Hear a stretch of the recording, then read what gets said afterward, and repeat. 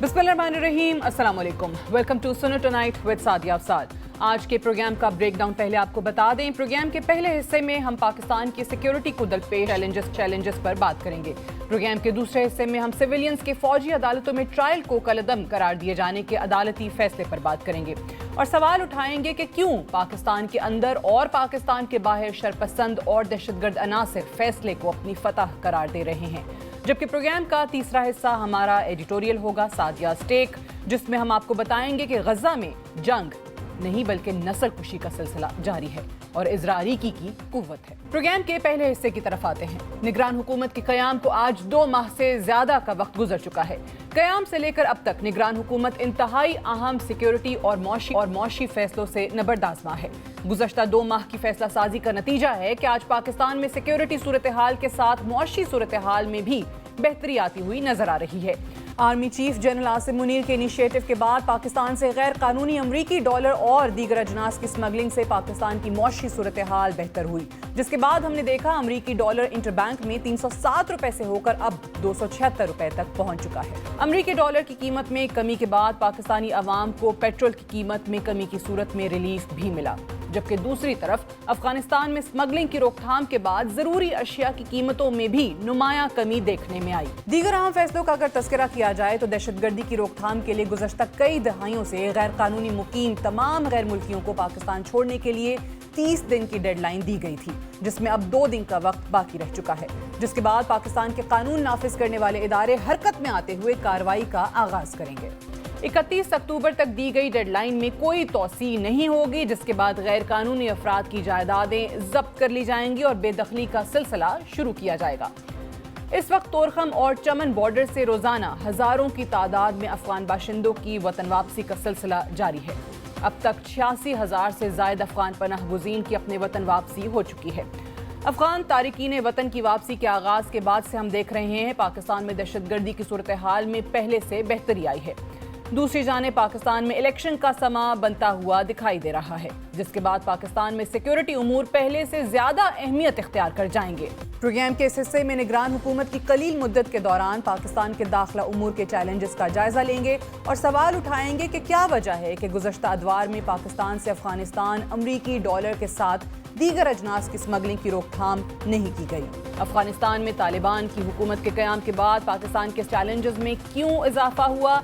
क्या इलेक्शन के इनेकाद को भी सिक्योरिटी चैलेंजेस का सामना करना होगा? पाकिस्तान के सियासी कायदीन की जानों को भी क्या कोई खतरात लाहक हैं? इस तमाम पे बात करेंगे और प्रोग्राम के इस हिस्से में हमारे साथ शरीके गुफ्तगू हैं वफाकी वज़ीर दाखिला सरफराज बुगटी साहब। बहुत बहुत शुक्रिया सरफराज बुगटी साहब, प्रोग्राम के लिए आपने वक्त निकाला। सबसे पहले तो मैं आपसे ये जानना चाहूँगी कि अगर मैं आपसे जान सकूँ कि ओहदा संभालने के बाद इस कलील मुद्दत में एज इंटीरियर मिनिस्टर क्या अहम या क्या संगीन चैलेंजेस जो हैं वो आपको दरपेश रहे?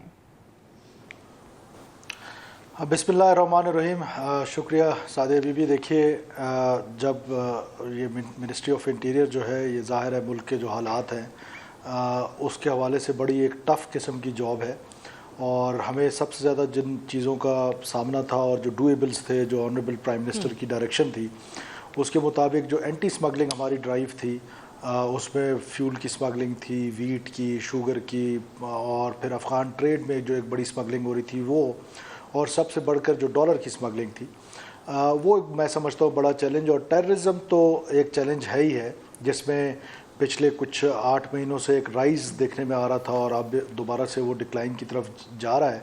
लेकिन ज़ाहिर है कि वो मैं कहूँ कि सेटिस्फैक्ट्री है तो वो कहना मुनासिब नहीं है, बिकॉज़ ये ज़रूर है कि हमारी कैपेसिटी बड़ी है और जो ये टीटीपी वाले हैं इनकी जो कैपेसिटी है वो एज़ मैन पावर नहीं बढ़ी है, या वो कोई इतने दलेर लोग नहीं है। हमें उनका पता है कि वो मासूम औरतों को मारते हैं, बच्चों को मारते हैं और लेकिन उनके पास जो गैजेट्स आए हैं, लेटेस्ट गैजेट्स जो नेटो की वापसी के बाद उनके हाथ लगे हैं, वो उनकी कैपेसिटी बढ़ा रहे हैं, जिसमें नाइट विजन गॉगल्स हैं, जिसमें नाइट स्कोप्स हैं, जिसमें थर्मल वेपनरी है।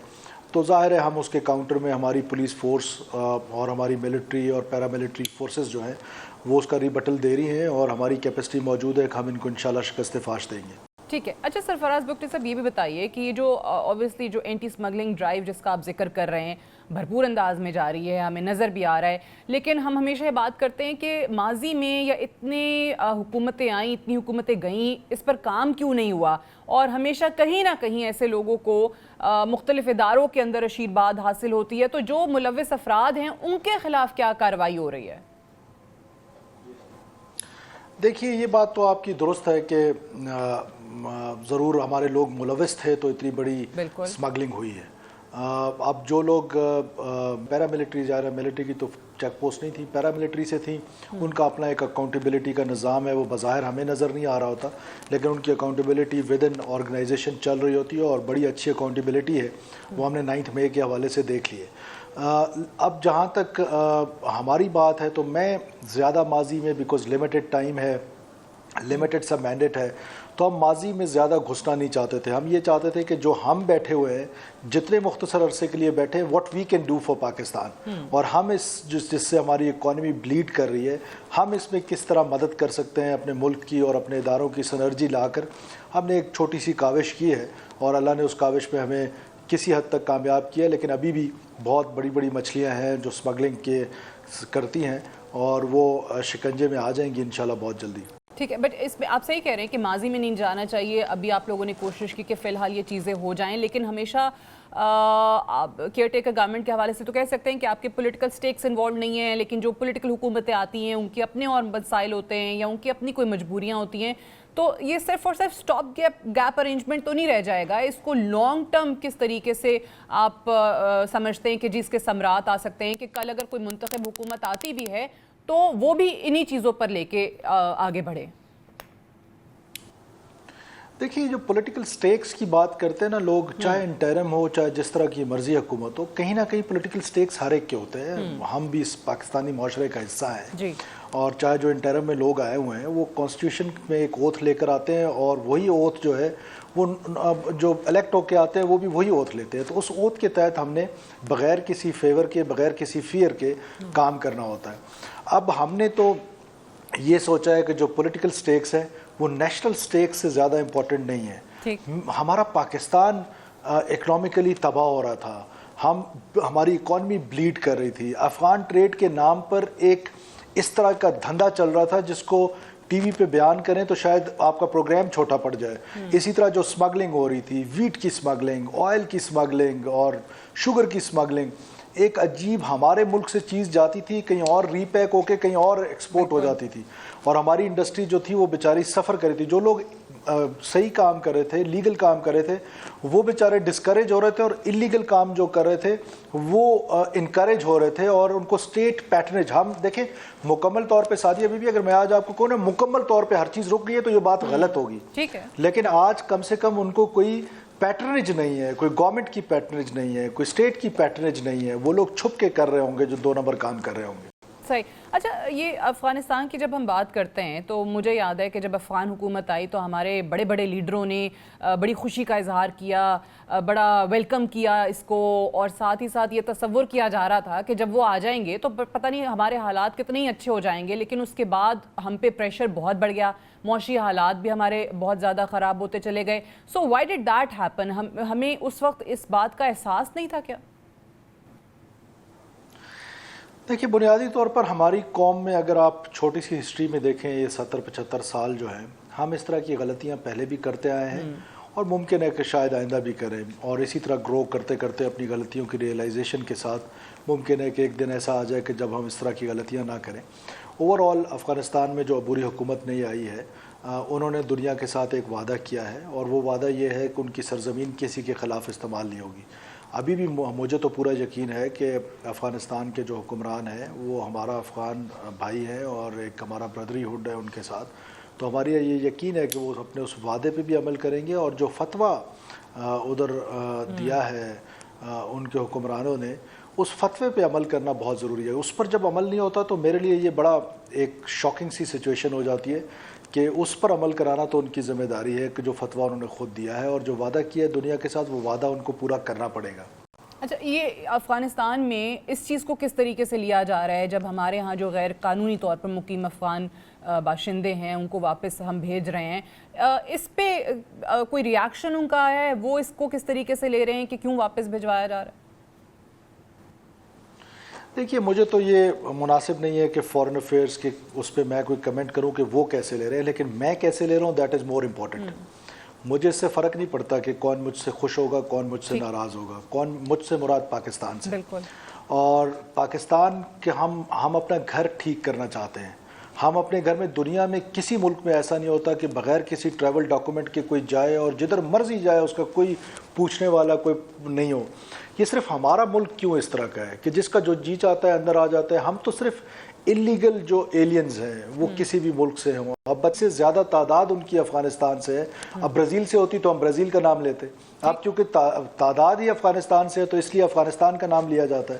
تو ہم اپنے انلیگل ایلینز جو ہیں وہ کسی بھی ملک سے ہوں، ہم ان کو بھیج دیں گے، ریپیٹریٹ کر دیں گے ان کے ممالک میں. اور اس کے لیے ہم نے ایک پالیسی بنائی ہے اور اس پالیسی پہ عمل پیرا ہے. والنٹیئر ریٹرن جو ہو رہا ہے اس کو ہم انکریج کر رہے ہیں. اور اس کے بعد ہم maybe from day after tomorrow اور first or on the second we will start our operations. ہم نے یہ آپ نے بڑی اچھی بات کی پہلے شروع میں کہ فورن افیئرس نہیں، لیکن اوبویسلی آپ داخلہ کے وزیر ہیں. تمام دنیا میں، تمام ممالک میں ہوتا یہی ہے کہ ملک کے اندرونی حالات کو پہلے دیکھا جاتا ہے، انٹیریئر معاملات کو دیکھا جاتا ہے، اس کے بعد پھر فورن پالیسی بنتی ہے. ہمارے ہاں کیونکہ انفارچونیٹلی چیزیں الٹی چلتی آئی ہیں کہ پہلے باہر کے معاملات دیکھتے ہیں اور بعد میں اپنی پالیسی بناتے ہیں. لیکن آپ سے اگر میں پوچھوں کہ کیونکہ اس پہ ان لوگوں کو باہر بھیجنے میں یا ان کو جانے کا کہنے میں بڑا کچھ لوگ جو تنقید کا پہلو نکالتے ہیں وہ ہیومینیٹیرین اینگل نکالتے ہیں. سو ذرا یہ بتائیے کہ کس طریقے سے یہ لوگ پاکستان کے اوپر بوجھ تھے، پاکستان کی معیشت کے اوپر دباؤ کس طریقے سے آ رہا تھا؟ دیکھیے، سب سے پہلے تو جو لوگ تنقید کرتے ہیں میں ان سے یہ کہتا ہوں کہ یہی ہیومینیٹیرین گراؤنڈ پہ افغانستان کا بارڈر ایران کے ساتھ ہے، افغانستان کا بارڈر رشیا کے ساتھ ہے، سینٹرل ایشین سٹیٹس کے ساتھ ہے.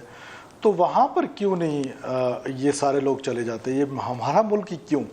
اور پھر دیکھیے ہماری اکانومی، ہمارے ہاسپٹلز اوور برڈن ہے، اوور لوڈڈ ہے، ہمارے اسکولز، ہمارا پورا سوشل فیبرک، اور پھر جو کرائم ریٹ ہے. دیکھیں، ہم تو کسی ایسے نیشنل کو جو افغان نیشنل ہے، جو یہاں پر انویسٹ کرنا چاہتا ہے، جو شریف شہری بن کے رہنا چاہتا ہے، جو لیگل ٹریول کرنا چاہتا ہے، اس کو تو ہم انکریج کر رہے ہیں، اس کو تو ہم ڈسکریج نہیں کر رہے ہیں. لیکن جو انلیگل رہ رہا ہے، جس کے پاس کوئی ٹریول ڈاکومنٹ نہیں ہے، کسی بھی ملک، چاہے وہ کوئی بھی نیشن سٹیٹ ہو، وہ کہاں اجازت کرے گی کہ اس کے ملک میں کوئی انلیگل رہ رہا ہو اور اس کو پتہ ہی نہ ہو. اور پھر یہ جو UNHCR کے ساتھ رجسٹرڈ ہے، ان کے لیے بھی پوری دنیا میں میکنزم ہوتا ہے کہ بارڈر کے قریب ان کا ایک ویلیج بنتا ہے، وہاں ان کو فیسلٹیز دی جاتی ہے اور وہاں پر وہ ان کیمپس میں رہائش پذیر ہوتے ہیں. لیکن میں حیران ہوں کہ ابھی ہمارے جو رجسٹرڈ مہاجرین بھائی ہیں، کوئی کراچی میں ہے، کوئی کشمیر میں ہے، کوئی گلگت میں ہے، کوئی کوئٹہ میں ہے، کوئی کہاں ہے. مطلب کہ اس ملک کو ہر ایک نے باپ کی جاگیر سمجھ کے جس طرح جی چاہ استعمال کیا. کیا ہمارا حق نہیں ہے کہ ہم اپنے بارڈر پروٹیکٹ کر لیں؟ کیا ہمارا حق نہیں ہے کہ ہم اپنے امیگریشن لاز کو، صرف لاز کو امپلیمنٹ کریں؟ کوئی نیا لا تو ہم بنا ہی نہیں رہے. جو لاز ہیں، ایگزسٹنگ لاز کو ہم امپلیمنٹ کرنے کی ایک کوشش کر رہے ہیں لمیٹڈ سے ٹائم میں، اور اللہ تعالیٰ اس میں ہمیں کامیابیاں دے رہا ہے. امید ہے کہ آگے بھی دے گا اور آنے والے لوگوں کے لیے بھی ایک روڈ میپ تو ہوگا ایٹ لیسٹ. اچھا بگٹی صاحب، یہ بتائیے کہ پاکستان کی انتخابی تاریخ میں یہ المیہ رہا ہے، بڑی تلخ حقیقت ہے کہ پولیٹیکل لیڈرز کو ٹارگٹ کیا جاتا رہا ہے. آپ پاکستان کے وزیر داخلہ کے طور پہ بتا سکتے ہیں کہ اب سیکیورٹی چیلنجز کیا ہیں ان الیکشنز کو لے کے؟ کیونکہ اب تاریخ ہی آنی رہ گئی ہے، ورنہ تو جنوری کے آخری ہفتے میں الیکشن کمیشن نے ویسے ہی کہہ دیا کہ انتخابات ہونے ہیں. کیا یہ حالات تمام سیاسی جماعتوں کے لیے، تمام سیاسی قائدین کے لیے سیف ہیں؟ دیکھیے، چیلنج تو بہت بڑا ہے اور ہماری جو پولیٹیکل لیڈرشپ ہے وہ ہمیشہ سے، اگر آپ دیکھیں تو وہ تھریٹس میں رہی ہیں. 2007-8 کے الیکشنز میں محترمہ بے نظیر بھٹو صاحبہ کی شہادت ہوئی. اسی طرح میاں نواز شریف صاحب پہ ان کے جلسے میں فائرنگ ہوئی اور اللہ تعالیٰ نے ان کو زندگی دی، اللہ ان کو مزید زندگی دے. اسی طرح 2013 کے الیکشن میں نواب ثناء اللہ زہری جو پاکستان مسلم لیگ نون کے اس وقت کے صدر تھے اور بڑی شخصیت تھے بلوچستان میں، ان کے بیٹے پر حملہ ہوا، ان کا بیٹا بھتیجا اور وہ لوگ شہید ہوئے بم دھماکے میں. پھر 18 کے الیکشن میں نوابزادہ سراج رئیسانی جو وہاں سے پاکستان کی ایک بڑی بلند اور مضبوط اور توانا آواز تھے ان کو ٹارگٹ کیا گیا، 200 لوگوں کے ساتھ وہ شہید ہوئے. تو پھر اے این پی کی لیڈرشپ کو، پھر جے یو آئی کی لیڈرشپ جو ہے وہ خود انڈر اٹیک بہت دفعہ رہی ہے. اسی طرح احسن اقبال صاحب کو زخمی کیا گیا، سو اینڈ سو آن. تو لیڈرشپ ہمیشہ سے تھریٹ میں تو ہے، اور وہ تھریٹ جو ہے وہ آپ کو بھی پتہ ہے، مجھے بھی پتہ ہے کہ ان ایلیمنٹس کے ساتھ ہے کہ جو پاکستان کے آئین کو نہیں مانتے ہیں، جو بندوق کے زور پہ اپنا ایجنڈا مسلط کرنا چاہتے ہیں. ظاہر ہے ہم پولیٹیشینز جو ہیں ہم اس ایجنڈے کو ماننے کے لیے تیار نہیں ہیں جو بندوق کے زور پہ ہوگا. ہم کانسٹیٹیوشن کے تحت اس ملک کو چلانے کی بات کرتے ہیں. ہم اس بندوق کی نالی کو، اس زور زبردستی کو، اس بارود کو، اس گولی کو ماننے کے لیے تیار نہیں ہے، چاہے اس کے لیے کوئی بھی قربانی دے. لیکن تھریٹس ابھی بھی ہیں، یعنی ان انتخابات میں بھی، انتخابی کیمپین میں بھی وہی سیکیورٹی کا خیال جو عمومی طور پہ ہوتا ہی ہے تمام سیاسی جماعتوں کی طرف سے قائدین کے لیے، وہ ہوگا. جی ہاں، جنرل تھریٹ تو اس طرح کسی کا نام لے کے نہیں ہے، لیکن اسپیسیفک تھریٹس تو موجود ہیں. ٹھیک ہے. اچھا یہ بھی بتائیے، سوری اسپیسیفک تھریٹس نہیں ہے، جنرل تھریٹس موجود ہیں. ٹھیک ہے. چند آخری لمحات ہیں پروگرام کے. میں آپ سے ملٹری کورٹس کے اوپر جو گزشتہ سوموار کو عدالت کا ڈیسیجن آیا اس پہ بھی بات کرنا چاہوں گی، کیونکہ اس پہ ہم دیکھ رہے ہیں جو ٹی ٹی پی کو بڑی اس پہ فتح لگ رہی ہے کہ ان کی ہو گئی ہے، یا جو باہر پاکستان سے بیٹھے ہوئے شرپسند عناصر ہیں وہ بھی اس پہ بڑی خوشی کا اظہار کر رہے ہیں. کیا حکومت کا کوئی ارادہ ہے اس پہ کوئی ریویو فائل کرنے کا، کوئی اپیل میں جانے کا؟ دیکھیے، ابھی پہلی بات تو یہ ہے کہ اس فیصلے پہ کیونکہ ہمارا لا اجازت دیتا ہے کہ ڈیسیجن پہ ہم ڈسکشن کر سکتے ہیں. جی بالکل. تو میرا خیال ہے کہ یہ ڈیسیجن پاکستان کی تاریخ میں کچھ ٹھیک اس کا نہیں لکھا گیا، بیکاز یہ ملٹری کورٹس میں جو لوگ ٹرائل ہوئے، آپ کو پتہ ہے نیشنل ایکشن پلان جب ہوا تو اس وقت بھی ملٹری کورٹ اسپیشل سرکمسٹانسز میں بنائے گئے تھے. اور میں خود کیونکہ ہوم منسٹر تھا، میرا ایکسپیرینس ہے کہ وہاں پر جتنے کیسز ایگزیکیوٹ ہوئے، پروسیکیوٹ ہوئے، وہ شاید ہمارے جو موجودہ کورٹ جوڈیشل سسٹم ہے اس میں نہیں ہو سکتے ہیں، بیکاز ٹیررزم کا چیلنج بڑا ہے. اسی طرح پھر 9 مئی کا اگر آپ واقعہ دیکھ لیں تو یہ ایک چھوٹا سا اس کو ایک موب کی ایکٹیویٹی کر دینا، یہ میں سمجھتا ہوں کہ یہ بڑی زیادتی ہے. یہ پاکستان کے نیوکلیس پہ حملہ تھا، اور پاکستان کا نیوکلیس سسٹم، پاکستان کی آرمڈ فورسز جو پاکستان کی جغرافی سرحدوں کی حفاظت کر رہے ہیں ان کے ارد گرد گھومتا ہے. تو اس پر ایک منظم سازش کے تحت ایک آرگنائزڈ قسم کی سازش کی گئی کہ پاکستان کی عوام کو اور پاکستان کی فوج کو آپس میں لڑایا جائے، اور وہ کام جو دشمن نہ کر سکا وہ ہم نے خود کر دیا. تو ایسے کیسز کو نارمل ٹریٹ کرنا یا نارمل لینا، میں سمجھتا ہوں کہ یہ بڑی زیادتی ہے. تو ریویو میں آپ جا سکتے ہیں، حکومت جا سکتی ہے؟ دیکھیں، یہ ابھی لا منسٹری ہی آپ کو بہتر رسپونڈ کرے گی. میری اگر اوپینین لی گئی تو میں ضرور ریویو پہ جانا چاہوں گا. Right. Sarfraz Bugti, interior minister of Pakistan, thank you very much for joining us. We'll take a break here. Stay tuned.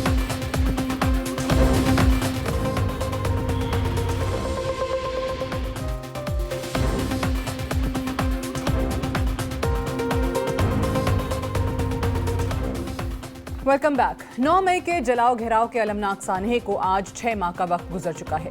قومی سلامتی کے اداروں، علامات اور تاریخی مقامات پر حملہ کرنے والے تحریک انصاف کے شرپسند عناصر آج بھی قانون کی دسترس سے دور جاتے ہوئے دکھائی دے رہے ہیں.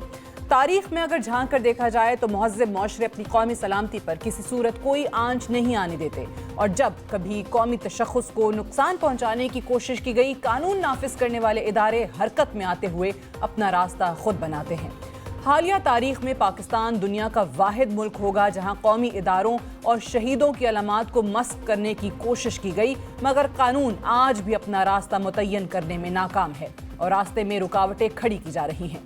9 مئی کے سیاہ واقعات کا ٹرائل ملٹری کورٹس میں ہونے کی توقع کی جا رہی تھی کہ تحریک انصاف کے شرپسند عناصر کو قانون کے کٹہرے میں لانا آسان ہو سکے گا، مگر گزشتہ کئی ماہ سے پاکستانی اداروں کو ایسے قانونی گھن چکر میں ڈالا گیا جس سے قومی سلامتی کے ادارے بھی بے بس دکھائی دینے لگے. 6 ماہ کی کارروائی کے بعد گزشتہ سوموار سپریم کورٹ کے 5 رکنی بینچ نے ملٹری کورٹس میں سیویلینز کا ٹرائل کالعدم قرار دے دیا. ملٹری کورٹس کے خلاف کیس کی سماعت جسٹس اعجاز الاحسن کی سربراہی میں 5 رکنی بینچ نے کی، جس میں جسٹس منیب اختر، جسٹس یحییٰ آفریدی، جسٹس مظاہر نقوی اور جسٹس عائشہ ملک شامل تھے. 5 رکنی بینچ نے متفقہ طور پر سیویلینز کے فوجی عدالتوں میں ٹرائل کو کالعدم قرار دیا. سپریم کورٹ کا یہ فیصلہ ملکی سلامتی کے خلاف برسر پیکار دہشت گرد تنظیموں اور ان کے بین الاقوامی سہولت کاروں کے لیے ایک حوصلہ افزا خبر کے طور پر سامنے آیا. पाकिस्तान के अंदर और बाहर मौजूद मुल्क दुश्मन अनासर अदालती फैसले को अपनी फतह करार दे रहे हैं। तहरीक तालिबान पाकिस्तान की तरफ से की जाने वाली खुशी का इजहार किसी तौर पर भी नज़रअंदाज नहीं किया जा सकता। अदालत आलिया के फैसले के बाद मुल्क दुश्मन अनासर के लिए हसास इदारों के अंदर मौजूद कसीर तादाद में सिविल मुलाजमीन को अपने मज़मूम मकासद के लिए आला कार बनाना पहले से बहुत आसान हो जाएगा और कौमी सलामती के साथ खिलवाड़ का सिलसिला जारी रहेगा। पाकिस्तान से मोहब्बत रखने वाले तबका हाय फिक्र सुप्रीम कोर्ट के फैसले को तनकीदी नज़र से देख रहे हैं और अपने तहफ़्फ़ुज़ात का खुलकर इजहार कर रहे हैं। फौजी अदालतों में सिविलियंस के ट्रायल का एक पस मंज़र है जिसे समझना इंतहाई ज़रूरी है और पस मंज़र को समझे बगैर मुस्तकबिल के लाहे अमल के बारे में हतमी तौर पर बात करना मुश्किल होगा। वर्ल्ड जस्टिस प्रोजेक्ट की 2021 की रिपोर्ट के मुताबिक अदालती केसेस में इल्तवा की बदौलत पाकिस्तान का अदालती निज़ाम 139 ममालिक की रैंकिंग में 130वें नंबर पर मौजूद है, जिससे ये बआसानी अखज़ किया जा सकता है कि पाकिस्तान का अदालती निज़ाम दहशतगर्द अनासिर को सज़ा दिलवाने में किसी सूरत कामयाब नहीं हो सकता। गुज़श्ता अदवार में हमने देखा कि दहशतगर्द अनासिर को हमेशा पाकिस्तान के अदालती निज़ाम से रिलीफ ही मिला। दूसरी जानिब अगर फौजी अदालतों की कारकर्दगी को देखा जाए तो इनकी बैनुल-अक़वामी रैंकिंग इस वक्त 7वें नंबर पर मौजूद है। सिविलियन बालादस्ती की बात करने वाले नाम निहाद अनासिर कौमी सलामती को बालाए ताक रखकर ज़ाती एजेंडे की तशहीर में मसरूफ़ अमल हैं। प्रोग्राम के इस हिस्से में हम अपने मेहमानों के सामने सवाल रखेंगे और जानेंगे कि कौमी सलामती के इदारों और उनकी आलामात के खिलाफ बरसरे पैकार अनासिर के खिलाफ कानून कैसे हरकत में आ सकेगा, या इसी तरह दहशतगर्द और शरपसंद अनासिर कौमी सलामती का मजाक उड़ाते हुए देखे जाएंगे। इसी पर बात करने के लिए हमारे साथ शामिल गुफ्तगू हैं दिफाई तज्ज़ियाकार ब्रिगेडियर रिटायर्ड वकार खान और माहिर कानून हाफिज़ एहसान अहमद। बहुत शुक्रिया आप दोनों की तशरीफ़ आवरी का। पहले तो हाफिज़ एहसान साहब ये फरमाइए कि इस फैसले को ओवरऑल आप किस तरीके से देख रहे हैं और आपको क्या लग रहा है कि जिस तरह बार बार बात की जा रही है कि आप बहुत ज़्यादा शरपसंद अनासिर को और जो लोग डायरेक्टली मुलव्विस रहे हैं उनको आपने खुली छूट दे दी है, आइंदा के लिए भी आपके मामला जो हैं ख़राब हो जाएंगे, लॉ क्या कहता है इस पर?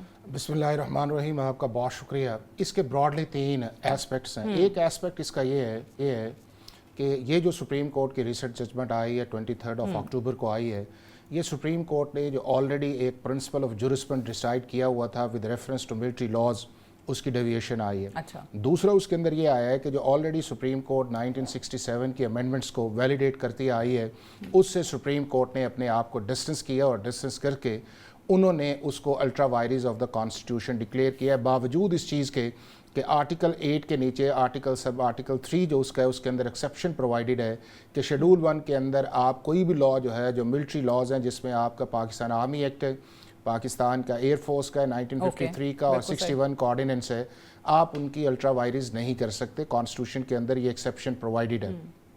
अब इससे बाहर अगर हम आप निकला जाए तो वो ये है कि दुनिया के अंदर 5 ऐसे सब्जेक्ट्स हैं जिनके अंदर मिलिट्री लॉज की एप्लीकेशन है और मिलिट्री कोर्ट्स उसकी एक्सटेंशन है। 5 लॉज ये हैं जो प्रिंसिपल्स डिसाइड हैं दुनिया के हर लीगल जुरिस्प्रूडेंस के अंदर और हर मुल्क के अंदर अप्लाई होते हैं। नंबर 1 ये है कि अगर कोई भी शख्स जो है वो मिलिट्री इंस्टॉलेशंस के ऊपर जाके या मिलिट्री इस्टेब्लिशमेंट्स के ऊपर जाके नुकसान पहुंचाता है, उसके डैमेज करता है और वहाँ पे जाके लॉ की वायलेशन करता है, तो he is held responsible under the military law. दूसरा उसके अंदर ये है कि जो नेशनल सिक्योरिटी के मैटर्स है उसके अंदर है। तीसरा वो ये है कि एक सिविलियन आदमी जो मिलिट्री पर्सोनल्स अंदर काम कर रहे हैं उनके साथ मिलकर कोई नेशनल सिक्योरिटी के इश्यूज़ को या उनकी जो स्ट्रैटेजी है उसके अंदर जाके स्पाइंग करता है। फिर एक एस्पेनेज है, वो दुनिया के अंदर एक रिकग्नाइज्ड है कि उसको मिलिट्री लॉज के अंदर रिलेटेड किया जाता है, चूँकि ये आपके नेशनल सिक्योरिटी है। फिर एक और इसके अंदर आता है, वो ये आता है कि आपका मिलिट्री ऑपरेशन चल रहा है और उस मिलिट्री ऑपरेशन के अंदर इंटरवेंशन की जाती है उस ऑपरेशन को रोकने के लिए, तो वहाँ पे भी आपका मिलिट्री लॉज अप्लाई करता है। और फाइनली आपके वो टेररिस्ट एक्टिविटीज़ जो चल रही हैं जो डीम टू आपकी नेशनल सिक्योरिटी के हैं, जिसके अंदर हमारा बलूचिस्तान भी है और जिसके अंदर हमारा इस वक्त KPK के भी चल रहा है, ये वो सारी ऐसी चीज़ें हैं जो नेशनल सिक्योरिटी के आती हैं और मिलिट्री लॉज अप्लाई करता है। ये चाहे आपका वेस्ट है चाहे आपका ईस्ट है, ये सारी जगह। अब उसके बाद ये है कि दुनिया के अंदर 36 ममालिक ऐसे हैं जिसके अंदर स्पेसिफिक प्रोविजंस भी प्रोवाइडेड की गई है कि आप सिविलियंस को कर सकते हैं। उसके अंदर पाकिस्तान है, इजिप्ट है, उसके बाद आपका सऊदी अरब है, फिर चाइना है, उसके अंदर जाकर बहुत सारे ममालिक हैं। फिर जो अगली चीज़ इसके अंदर इम्पॉर्टेंट है वो ये है कि ये जो 1967 की अमेंडमेंट की गई थी اس کے اندر دو چیزوں کو رکھا گیا تھا. ایک یہ رکھا گیا تھا کہ ایسا شخص جو ریگولر آرمی کا نہیں ہے آپ اس کو ٹرائی کر سکتے ہیں, اور اس کے اندر یہ ہے کہ اگر وہ شخص باہر والا بھی جرم کرتا ہے جو سیکشن 59 کے اندر ہے تو اس کو ملٹری ایکٹ کے اندر ٹریٹ کیا جائے گا, اور اس کے اندر ملٹری کورٹس ہیں. اب جو ملٹری کورٹس کا وہ سارا پروسیس تھا, پہلی دفعہ 1975 کے اندر چیلنج ہوا, سپریم کورٹ کی ججمنٹ آئی, اس سے پہلے پشاور ہائی کورٹ کی ججمنٹ آئی, اس کے بعد لاہور ہائی کورٹ کی آئی, پھر سپریم کورٹ کے 5 رکنی بینچ نے یہ کہا کہ یہ امینڈمنٹس بھی ٹھیک ہیں, فنڈامنٹل رائٹس کی بھی وائلیشن نہیں ہے, اور اس کے اندر specific legislation for the specific purposes کی جا سکتی ہے. پھر اس کے بعد 96 کے اندر سپریم کورٹ نے اس پرنسپل کو اپہولڈ کیا جو 1975 کا بریگیڈیئر ایف پی علی کا. پھر 2007 کے اندر ہمارے former chief justice Iftikhar Chaudhry تھے. پھر اس کے بعد سپریم کورٹ کا 17 رکنی بینچ بنا, انہوں نے 11/6 سے اس کو کہا. پھر 2017 کے اندر چیف جسٹس انور ظہیر جمالی نے 5 رکنی بینچ کے اندر کیا, اور اس کے بعد بھی ججمنٹ یہ جو سارے حقائق آپ بتا رہے ہیں یہ کیا اس بینچ کے آگے عدالت میں پریزنٹ کس طریقے سے نہیں کیے گئے تھے؟ میرا خیال یہ ہے کہ جس طرح اس کو اسسٹ کرنا چاہیے تھا وہ اس کے اندر نہیں آیا. اور دوسرا اس کے کانسیکوینس کیا ہے جس کی طرف آپ, اب اس کا کانسیکوینس کیا ہے کہ آپ نے 1967 کی امینڈمنٹس کو جو ملٹری لاز کے اندر جورسڈکشن دیتی ہیں جب آپ نے ہٹایا ہے, تو اس کا نمبر 1 کانسیکوینس یہ ہے کہ پاکستان کا ہر ٹیررسٹ جو پاکستان کی فوج یا پاکستان کی ریاست سے لڑ رہا ہے وہ اس سے نکل گیا. ہر وہ شخص جو فارنر ہے اور وہ پاکستان کی سوئل کے اندر لڑ رہا ہے اور اس نے ایسی کاروائی کی ہے جو پاکستان کی اسٹیبلشمنٹ ملٹری یا پاکستان کی نیشنل سیکورٹی ہے, وہ نکل گیا, جس میں گلبھوشن بھی آپ کا اسی کیٹیگری میں. پھر آپ کے جو ہیں پھر آپ وہ دیکھیں کہ آپ کے جو سویلینز ہیں جو ملٹری اسٹیبلشمنٹس میں کام کر رہے تھے, ISI کے اندر کام کر رہے ہیں, اور وہ تقریباً آپ کی جو اسٹرینتھ ہے وہ ہاف سے زیادہ اس چیز آپ نے اس کا بھی ایکسکلوژن کر دیا. پھر آپ نے جو آپ کے ریٹائرڈ امپلائیز ہیں جس کے اندر یہ آپ کا لا اپلائی کرتا ہے ان کو بھی آپ نے اس ایکسکلوژن سے نکالا. تو اس کا جو ریپرکشنز اس ججمنٹس کے آئے ہیں میرا خیال ہے کہ وہ 9 مئی کے انسیڈنٹ سے بہت باہر نکل گیا. یہ قانون کے اعتبار سے تو آپ نے بہت تفصیل سے بتا دیا. بریگیڈیئر صاحب مجھے اس میں یہ چیز شامل کیجئے گا ذرا کہ ہم اپنے عدالتی نظام کی طرف جب دیکھتے ہیں جو ہمارا یوزول نارمل جو کرمنل جسٹس سسٹم ہے اس میں تو پینڈنگ کیسز کی تعداد بھی لاکھوں میں پڑی رہتی ہے, التوا کا شکار ہوتے چلے جاتے ہیں. اب آپ نے اگر واقعی ملک کو ریاست کو جو خطرہ پہنچانے والے لوگ ہیں, شرپسند ہیں, جو دہشت گرد ہیں, ان کو بھی آپ فوری طور پہ سزا دینے کے قابل نہیں رہیں گے, وہ بھی پھر اسی سسٹم پر مزید جا کر بوجھ بن جائیں گے, اور ان کو بھی پھر سزائیں اگر سال بعد تک بھی نہیں ہو رہی ہوں گی تو پھر کیا ہوگا؟ آئی تھنک جو بھی ہمارے ڈسکس کر رہے تھے ہمارے جو لائر ہیں بڑا زبردست آئی تھنک انہوں نے ہائی لائٹ کیا by and large is covered everything, اس کی امپلیکیشنز کیا ہیں. میں تھوڑا سا پیچھے بھی جاؤں گا کہ جو ہمارے لاز ہیں mind you it is 1880s کے بنے ہوئے ہیں جی, اور بیسیکلی ایون پارلیمنٹ کا جو سسٹم ہے یا بیوروکریسی ہے, اور ٹافلرز نے 90s میں پوائنٹ آؤٹ کیا تھا, ایلمن اینڈ ہیڈی ٹافلر نے, کہ یہ کمپیٹیبلٹی آپ کو لانی ہے بیکاز جو یوتھ ہے وہ چیلنج کرے گا. اور جب انٹرنیٹ کا لیٹس سے امپلوژن ہو رہا تھا کہ آپ کی بیوروکریسی اور جوڈیشری اس کا مقابلہ نہیں کر سکے گی, and then you have to change the law. اچھا لوگوں نے کیے ہیں, لائک یو ایس میں جب ٹیررزم آیا تو department of homeland security کے اسپیشل لاز بنائے. انڈیا نے ایفسفا لے کے آیا, arm forces special power act, I think 60s یا 50s سے رائج ہے, اور اس میں وائڈ پاورز ہیں. You can arrest anybody in specially disturb areas, اور اس کے بعد اس کو آپ ٹرائل کرتی ہے ملٹری, اور سیکرٹ ٹرائل ہوتا ہے 1 سال میں, دے ڈسپوز اٹ آف. ابھی آ جاتے ہیں کہ what is happening to let's say Pakistan military and intelligence جو ایجنسیز ہیں. اس کے اندر 4 چیزیں آئی تھنک جو وردی ہمارے پینلسٹ ہیں انہوں نے مینشن کیا, جسٹ ہائی لائٹ کہ 4 چیزوں کی پروٹیکشن جو ہے ایز پر رولز اور ریگولیشن اور SOPs ہوتی ہے. ون از یو نو سبورجن کے against, sabotage means physical assault ہے, ملٹری انسٹالیشن ہے, ایون کوئی سپاہی کھڑا ہو اس کی پوسٹ کے اوپر, یو کانٹ ایون شاؤٹ. آپ امریکہ میں جا کے کریں نا, کسی کو شاؤٹ کرے وہ میں خیال 12 سال اندر کر دیں گے. دین یو ہیو اسپیناج, یہ I think this was also, یہ 4 چیزوں کی پروٹیکشن بڑی ضروری ہے. پھر وار ٹائم ہے, and then we are already into war on terror, اور اس میں آپ دیکھیں 20 سال سے کتنی قربانیاں دی گئی ہیں. تو امپلیکیشن یہ آ رہی ہیں جس سے مینشن ہوا ہے. Number 1, it will now become very easy کہ آپ اسالٹ کریں, لیٹس سے ٹیررزم کی گار میں کریں یا پروٹیسٹ کی صورت میں. کوئی پولیٹیکل پارٹی, کل پیپلز پارٹی اٹھتی ہے جی کہ آپ نے یہ کر دیا اور جا کے کمانڈر 5 کور کا گھر جا کے جلا دیں, یا نیول ہیڈ کوارٹر پہ حملہ کر دیں, and then they get immunity. پھر اسی طرح I'll just like to ask the honorable judges کہ LOC پہ جو ڈپلائڈ ہیں یا بارڈر ڈیوٹیز کر رہے ہیں لوگ, وہ بھی تو basically they are now in civil areas. ابھی لاہور کا اگر آپ ڈیفینس دیکھیں BRB آگے جو ہے اس میں they are intermingled with civil area. تو کیا کل جو ہے anybody can go and let's say sabotage the defensive system ہمارا جو ہے, کیا مطلب اتنی لیٹس سے اس ڈیسیژن کے بعد جتنی چھوٹ دے دی گئی ہے, so it's free for all and I don't think so کہ یہ چیزیں آگے چل سکیں گی. ٹھیک ہے, یہ بڑا پرٹیننٹ آپ نے پوائنٹ ریز کیا ہے کہ جو ایل او سی پہ ہیں, جو بارڈرز پہ ہیں, ان کے حوالے سے پھر کیا ہے. مجھے حافظ احسان صاحب ایک چیز اس میں یہ بتائیے کہ اب یہ ڈیسیجن آ گیا ہے, کیئر ٹیکر گورنمنٹ ہے ہمارے پاس, حکومت کو ریویو میں جانا چاہیے اور آپ کو لگتا ہے کہ وہ جائیں گے؟ ایک اسٹرانگ کیس آپ لوگ جو حقائق بتا رہے ہیں, میرا تو پہلا سوال یہ تھا کہ یہ اس بینچ کے سامنے ایسے کیوں نہیں کیس اس مقدمے کو پیش کیا گیا, بٹ ریویو میں جاتے ہیں تو واٹ آر دا چانسز؟ سر ایک تو یہ ہے کہ میں صرف آ کے پھر میں آپ کو اس پہ آؤں گا کہ یہ جو ایک کمپیریزن کیا جا رہا ہے کہ یہ ریگولر کرمنل جسٹس سسٹم کی ریپلیسمنٹ ہے, یہ آرگومنٹ بالکل لیگل اور ویلڈ نہیں ہے, چونکہ ریگولر کرمنل جسٹس کے سسٹم کی جو ریپلیسمنٹ ہے, جن دو ججمنٹس کا حوالہ دیا جاتا ہے, ایک سندھ ہائی کورٹ کی ججمنٹ ہے اور ایک سپریم کورٹ آف پاکستان کی ججمنٹ ہے, اس کے اندر یہ تھا کہ جو آپ کا ریگولر لاز تھے جو ٹیررزم سے ریلیٹڈ تھے, اس کے اندر آپ نے ملٹری کورٹس کو انڈکٹ کیا اور اس کے اندر کورٹ نے یہ کہا کہ جی یہ چونکہ ریگولر سسٹم کا لا ریگولری کورٹس کو ڈیل کرتا ہے, اس کے اندر ملٹری کورٹس نہیں آنی چاہیے. آج تک پاکستان کی کوئی ججمنٹ ایسی نہیں آئی جس کے اندر ملٹری لاز کے اندر ٹرائی کیا گیا ہو اور یہ کہا گیا ہو کہ یہ ریگولر جسٹس سسٹم یا کرمنل جسٹس سسٹم کی ریپلیسمنٹ ہے. اور یہ بہت بڑا آئے گا سوال جو آگے آئے گا. میں بھی جو اگر سزائیں ہوئی ہیں, فیصلے سنائے گئے ہیں, تو ان کے خلاف بھی تو عدالتوں میں بہت اپیلیں جاتی رہی ہیں. نہیں, بہت بری بھی ہوتے ہیں. دیکھیں یہ ہے کہ اس کے 3 ٹیئرز ہیں. ایک یہ ہے کہ ایک فرسٹ سٹیج پہ کورٹ مارشل ہے, اس کے بعد اس کی اپیل ہے, پھر آرمی کے چیف کے پاس اس کی مرسی ہے, پھر آپ جوڈیشل ریویو کے اندر ہائی کورٹ میں جا سکتے ہیں اور پھر سپریم کورٹ آف پاکستان کے اندر جا سکتے ہیں. اور بہت ساری چیزیں جو ہیں, سزائیں جو ہیں, انہیں سیٹ اسائڈ بھی کیا گیا ہے, ریڈیوس بھی کیا گیا ہے, چونکہ کورٹس ان سارے پیرامیٹرز کو دیکھتی ہے. اب جو اگلی چیز آپ نے اس کے اندر کہی ہے وہ یہ ہے کہ جب سے practice and procedure act supreme court of Pakistan نے ویلیڈیٹ کیا ہے 20 اپریل 2023 سے, اب ریویو نہیں فائل ہوگا, اب اس کے خلاف اپیل فائل ہوگی, چونکہ یہ جو پروسیڈنگز تھی یہ آرٹیکل 184(3) کے انیشیٹ کی گئی تھی. اب اس کے اوپر چیف جسٹس جو ہے وہ لارجر بینچ بنائیں گے اور اس کے اندر یہ 5 ججز شامل نہیں ہوں گے اور 30 ڈیز کا ٹائم ہے.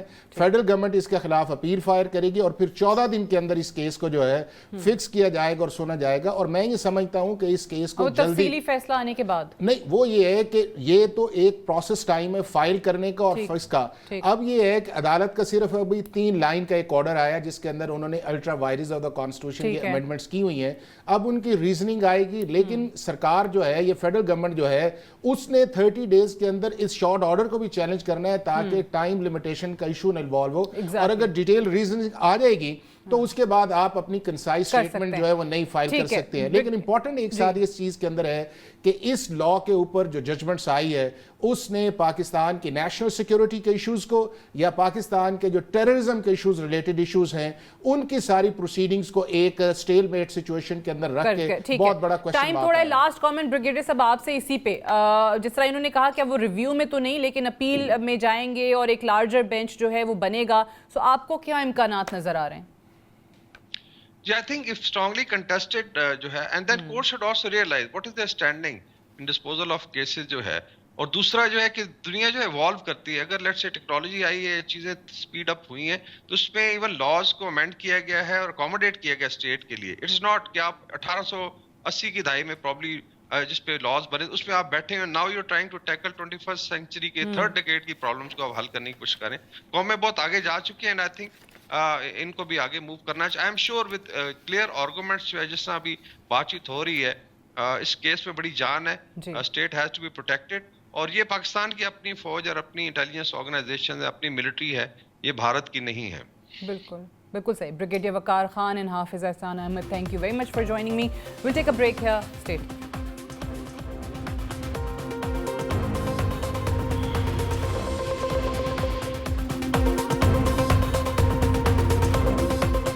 مغربی ممالک کا ماننا ہے کہ غزہ میں اسرائیل اور حماس کے مابین جنگ جاری ہے. جو بھی کہہ رہا ہے کہ یہ ایک جنگ ہے, اس کو یہ جھوٹ بولنا بند کرنا ہوگا. یہ بالکل ایک سفید جھوٹ ہے. غزہ میں جنگ بالکل نہیں, یہ جنگ نہیں ہے. حقیقت یہ ہے کہ غزہ میں ماڈرن تاریخ کی نسل کشی جاری ہے, جسے اپنے آپ کو مہذب کہلانے والی دنیا سوشل میڈیا کے ذریعے لائیو اپنے موبائل فونز پر دیکھ رہی ہے. اور اپنے آپ کو انتہائی بے بس اور لاچار محسوس کر رہی ہے۔ غزہ میں جینوسائیڈ کا سلسلہ جاری ہے۔ مغربی ممالک کی عوام غزہ میں جاری نسل کشی کے خلاف سڑکوں پر احتجاج کرتی ہوئی نظر آ رہی ہے، مگر مغربی ممالک کے حکمران گونگے اور بہرے بنے صہیونی ریاست کی خوشنودی میں مصروف ہیں۔ مغربی ممالک کے حکمران انسانیت سے نظریں چرا رہے ہیں۔ امریکہ کا سب سے شرمناک کردار سامنے آ رہا ہے۔ قتل عام تو ایک طرف، امریکی صدر جو بائیڈن غزہ میں شہید ہونے والوں کی تعداد پر بھی شکوک کا اظہار کر چکے ہیں، جبکہ انسانی حقوق کی تنظیمیں اعداد و شمار کو درست قرار دے رہی ہیں۔ اسرائیلی وزیر خارجہ ایلی کوہن کا کہنا ہے کہ حماس کو ایسے ختم کرنے کا ارادہ ہے جیسے دنیا نے نازیز اور داعش کو ختم کیا تھا۔ جناب وزیر خارجہ صاحب، آپ حماس کو نہیں، فلسطینی عوام کی نسل کشی کرنے پر تلے ہوئے ہیں، اور آپ نے ایک کلیکٹو پنشمنٹ کا سلسلہ جاری رکھا ہوا ہے۔ اسرائیلی وزیر اعظم بنجامن نیتن یاہو کا کہنا ہے we are the people of light, they are the people of darkness, یعنی ہم روشنی کے لوگ ہیں اور حماس اور فلسطینی عوام تاریکی کے لوگ ہیں۔ کیا روشنی سے تعلق رکھنے والے حکمران نسل کشی کے مرتکب ہوتے ہیں؟ ننھے معصوم بچے جن کی جانیں لی جا رہی ہیں، کیا ان کا تعلق تاریکی سے ہے؟ غزہ میں خوراک، ادویات، پانی، پیٹرول اور انٹرنیٹ کی بندش پیدا کر دینا کیا روشنی سے تعلق رکھنے والوں کو زیب دیتا ہے؟ صہیونی ریاست، مغربی حکمران جن کی اشیرباد سے خون کا کھیل جاری ہے، یا مسلم ممالک کے وہ حکمران جنہوں نے معصوم فلسطینی عوام کے نسل کشی پر خاموشی طاری کی ہوئی ہے، سب کے سب تاریکی کے لوگ ہیں اور ان کا روشنی سے کوئی تعلق نہیں ہے۔ بہتر ہوگا بنجامن نیتن یاہو کو تاریکی کا وزیر اعظم کہا جائے۔ حقیقت یہ ہے کہ آج گزشتہ 23 دن سے غزہ کی عوام کے خلاف جارحیت جاری ہے، جس میں اب تک 8000 کے قریب افراد شہید ہو چکے ہیں، جن میں شہید ہونے والے بچوں کی تعداد 3500 تک پہنچ چکی ہے، اور غزہ اب مکمل طور پر ایک کھنڈر بن چکا ہے جہاں ہر طرف بے بسی دکھائی دے رہی ہے۔ آج کے اس ایڈیٹوریل کو ہم اس نقطے پر کنکلوڈ کرتے ہیں کہ امریکہ اور اسرائیل شاید آج طاقت کے نشے میں دھت ہیں، اور وہ یہ سمجھنے سے قاصر ہیں کہ مستقبل میں تاریخ دونوں ممالک کو تاریکی کی طاقتوں کے طور پر یاد رکھے گی۔ ظلم پھر ظلم ہے، بڑھتا ہے تو مٹ جاتا ہے۔ That's all for tonight. Good night and Allah Hafiz.